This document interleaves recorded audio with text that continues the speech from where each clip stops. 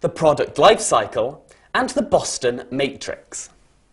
You might find them referred to as product portfolio analysis in the exam. The product life cycle only looks at one product, so let's start with that.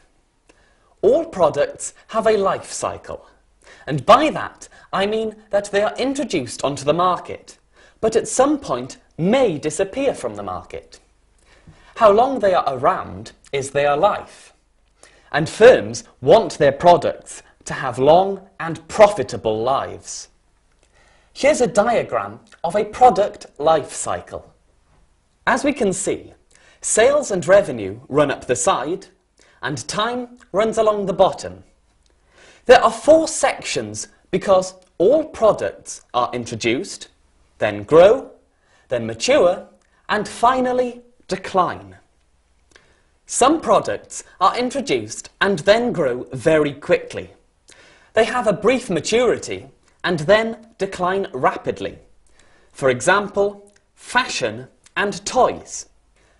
Other products have very long periods of maturity. For example, Coca-Cola and Kellogg's cornflakes, which have been around for years, but are still in maturity. The length of a product's life cycle depends on the type of product, levels of competition, marketing support for the product, and customer tastes.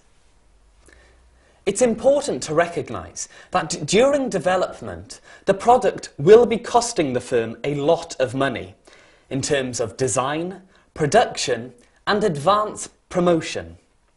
But the product won't be bringing in any money because it's not yet for sale. This can cause cash flow problems because the business finds that more money is going out than is coming in. Established firms will use finance from other products to support a new one, but new firms might not have this ability. You need to consider what each stage may mean to the business. We've looked at development, so introduction is next. At introduction, the product is new to the market, so sales may start off slowly, and heavy promotion may be needed to create awareness, to encourage sales, and to develop an image. But bear in mind that promotion can be expensive, and this is a time when a lot of money has been spent on the product, and cash flow may be a problem.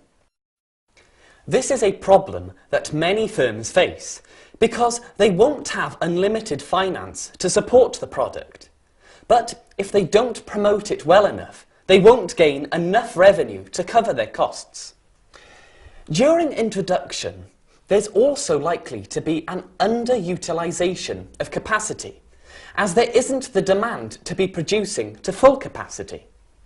After the introduction stage, the product will move into growth as more people become aware of the product, as advertising will still be heavy. Sales will be rising and profit may be made if enough revenue is made to cover the costs.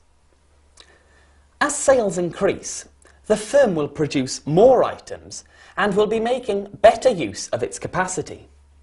This means the firm will be operating more efficiently, which could bring unit cost down, as costs are spread over more units.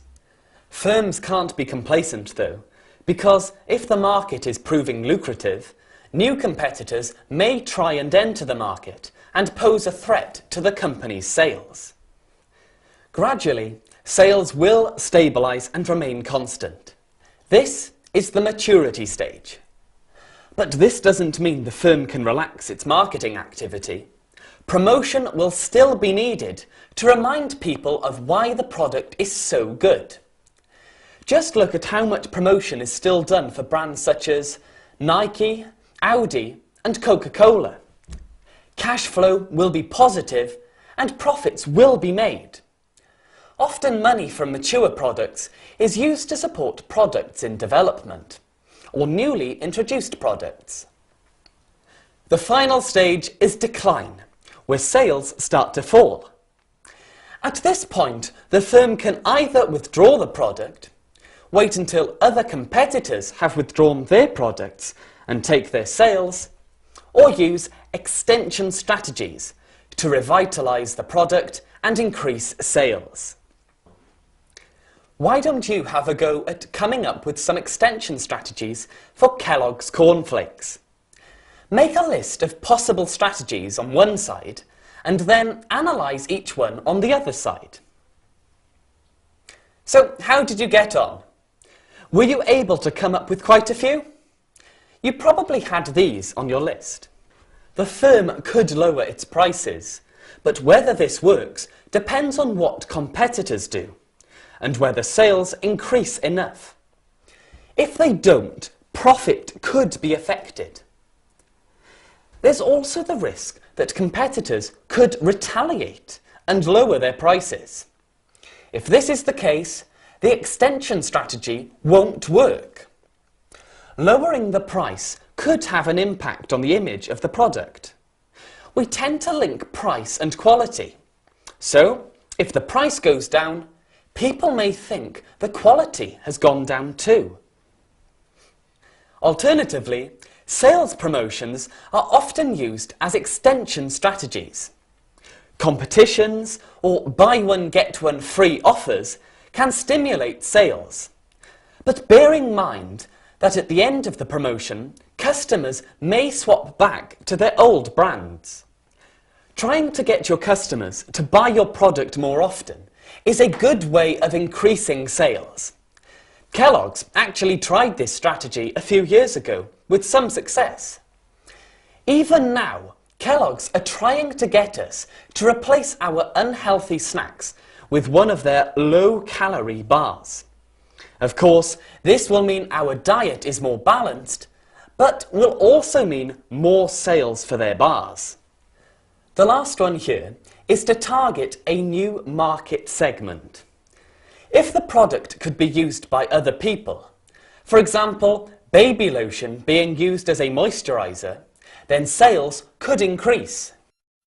If faced with a question on extension strategies in the exam, it's important to suggest strategies that are realistic for the company in your case study.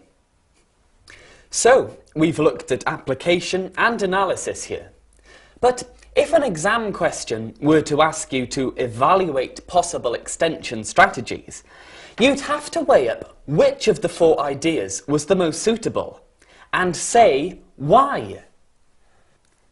One issue which may be useful for evaluation of the product life cycle in general is that of determinism.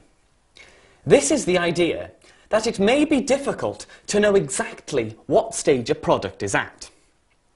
For example, the marketer notices falling sales. He may well think that the product is in decline and withdraw funding from it.